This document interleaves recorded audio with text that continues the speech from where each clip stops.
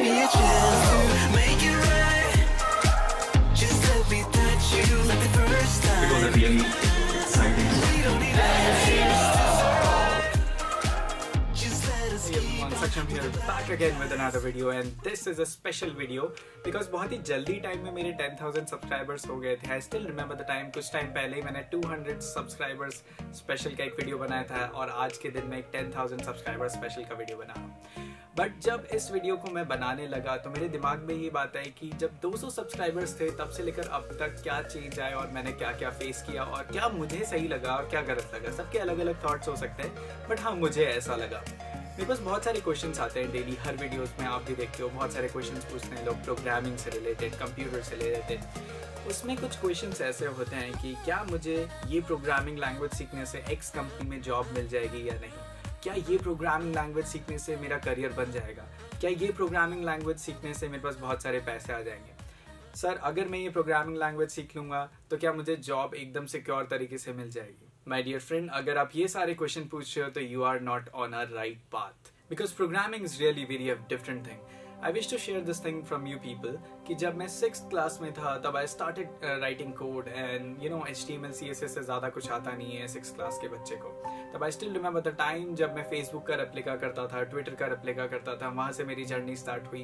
तब मैं एक बच्चा था और तब मुझे पता भी नहीं था कि जो मैं ये काम कर रहा हूँ इससे आने वाले टाइम में मुझे पैसा मिलेगा या नहीं मिलेगा. बट ये मुझे अच्छा लगता था, इससे एक एक्साइटमेंट मुझे फील होता था और मुझे लगता था मैं कुछ इनोवेटिव कर पाऊंगा, इसको नेक्स्ट लेवल पे ले जा पाऊंगा.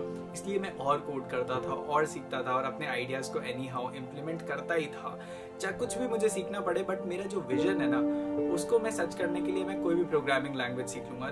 तो मैं काफ़ी चीज़ें उसके बाद सीखता रहा. उसके बाद इंफॉर्मेशन सिक्योरिटी में मेरा काफ़ी अच्छा नाम हुआ है. Reported bugs at Google, Invento, Theme Forest and a lot of big companies. बहुत सारी मैंने सिक्योरिटी ऑडिट करी.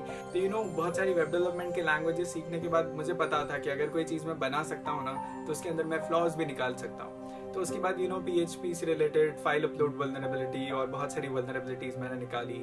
गूगल में मैंने बहुत सारी ब्राउजर वल्नरेबिलिटी रिपोर्ट करी, सिक्योरिटी ऑडिट्स करी काफ़ी बड़ी बड़ी कंपनीज के. तो अगेन वो चीज़ मेरे लिए एक एक्साइटमेंट थी तो इसलिए मैं फिर इंफॉर्मेशन सिक्योरिटी में मूव कर गया. और अगर ये सारी चीज़ें हम साइड रख के एक नॉर्मल सी बात पूछूं कि अगर प्रोग्रामिंग में ज़्यादा पैसा नहीं होता या हाई पेइंग जॉब्स नहीं होती तो आई डोंट थिंक सो आप पैशनेट होके अगर कुछ काम कर पाते प्रोग्रामिंग से related. Because I accept this fact कि अगर कोई जंबल नंबर होता है स्क्रीन के सामने तो वो एक ह्यूमन ब्रेन को बहुत बोरिंग लगता है. But understand what is the actual power of code is. आप उबर को देखते हैं, इन्होंने आपकी लाइफ की एक प्रॉब्लम सॉल्व करी है, इसके पीछे बहुत बड़ा कोड है. आप जितने भी आजकल जीवन में इतनी सारी चीजें इधर उधर देखोगे उसमें हर जगह कोड का कुछ ना कुछ पार्ट है. ये पावर है प्रोग्रामिंग की. We are programmers, we try to innovate, we try to create something, we try to build something, we are a problem solver.